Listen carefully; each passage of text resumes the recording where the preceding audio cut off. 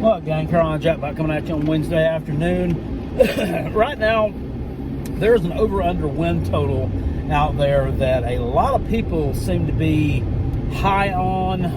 They're talking like putting my next paycheck on it, putting my mortgage on it, yada, yada, yada. That is the Vanderbilt Commodores over-under win total of 3.5. Last year, Vanderbilt exceeded the preseason win total. So, everybody thinks that this year it's just going to be an automatic that they're going to exceed it again. It's because they won 2 SEC games last year. And Carolina Jackpot is here to tell you, not so fast, my friend. Don't go rushing to the window with that. Hear me out for just a moment. First of all,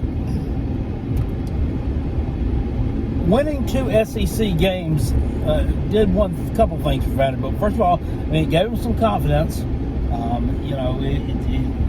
It let everyone know that, yes, they are capable of beating anyone on any given, well, maybe not anyone, but they're capable of beating some of the mid teams in the SEC on any given Saturday.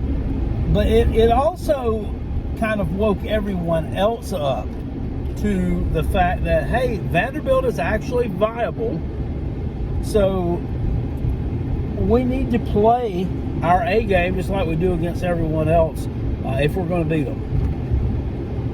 So for that reason, just looking at the 2023 slate, I'm going to talk non-conference in a minute. Spoiler alert, I don't think they win a conference game. And I'm not saying that to kick Vanderbilt.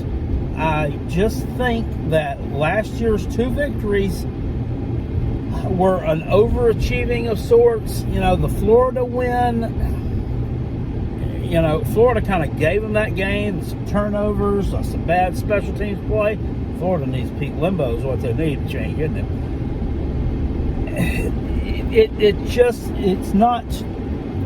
It's not repeatable in my estimation. They've lost their top offensive weapon in running back Ray Davis. Rushed for over 1,000 yards last year. He ended up at Kentucky as a grad transfer.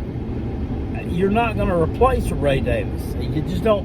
Vanderbilt will have a running back like that every 5-6 years that can do those kind of things and rush for those many yards. But this year you don't have that. Now, along both lines of scrimmage, you seem to be decent. It's Vanderbilt decent. So for that reason, I think that it's going to be tough sledding for you conference-wise. A lot of people are picking them to beat Auburn.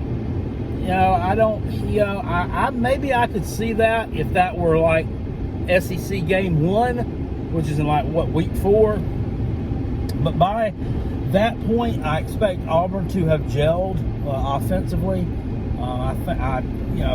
Hugh Freeze is a really good offensive coach, and I think that he'll have that thing humming as much as it can hum by that point. But that game's played sort of later in the season. I don't think that you're going to beat Kentucky. I think Kentucky's going to be improved. I think Missouri is going to be improved. I don't think you're beating them. I don't think you're going to go to Florida again and win against them again. Not in the swamp.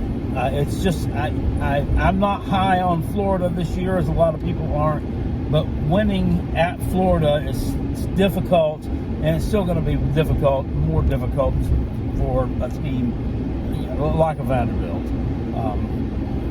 It's just not doable, in my opinion. Of course, you're not beating Tennessee. You're not beating Georgia.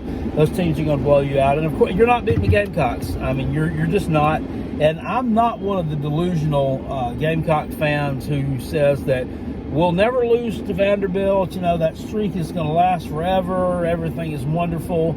The streak's going to end at some point. A lot of people thought it was going to end last year, and it didn't. But I do think when that streak finally ends that it will be snapped in Nashville. It's not going to be snapped in Columbia.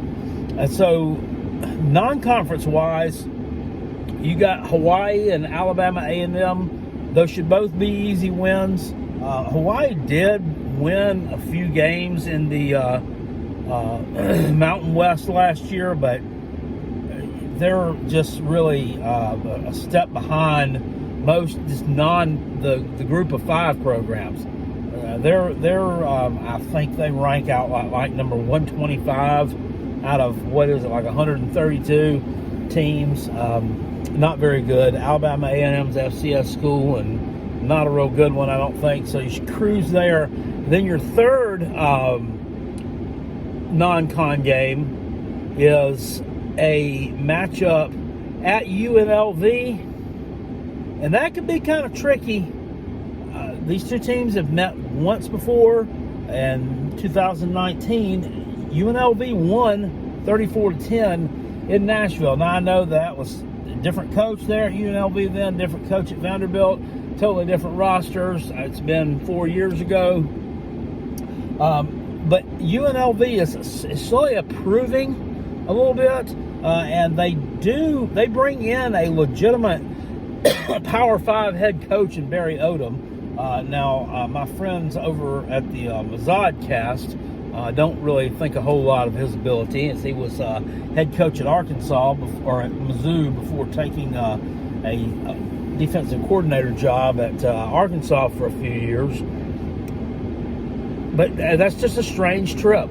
And, Las Vegas has already elevated itself pro sports-wise.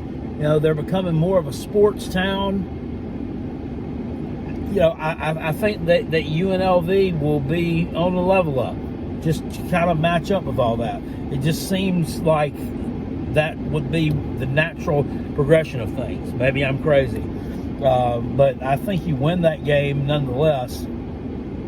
Then you got to go to Wake Forest. You're not beating Wake Forest, not at Wake Forest. You lost to them by, I think it was 25 points last year. I don't see a 25-point swing. Yeah, I know they lost Sam Hartman, but Mitch Griffiths, the backup quarterback from last year, who played a good bit when Sam Hartman was hurt, is valid. It's a decent quarterback, and Dave Clawson is going to have the Wake Forest offense ready. I mean, it'll be another 7-8 win team. So I don't think that there's much chance that you go on the road and win at Vanderbilt. So about 3-9 is where I see Vanderbilt finishing up. I may be wrong. My predictions are not. Let me make one thing perfectly clear. My predictions are just that, my predictions. They're not set in stone. Just because I say it's going to happen, it does not mean that it's going to come to pass. So I could be wrong, but I think Vanderbilt kind of regresses a little bit in 2023, doesn't win an SEC game, and drops the game to Wake Forest to finish up 3-9. And once again, I don't mean to disparage Vanderbilt. I mean, my team has its own set of problems, which I'll outline later on, but that's just where I see that ending up. I'll see you guys later. I hope you enjoyed that. Please hit that with a thumbs up if you enjoyed it. Read about our Callaway's College Football Pick'em Challenge. Down in the description box below is all the information that you'll need. And there's also an email address in there where you can email my podcast partner, Rob Sanders, if you have any questions that the write-up below does not answer for you. I'll see you guys later on. Appreciate you. Peace, and I'm out of here, and go Gamecocks. Woo! I said, woo!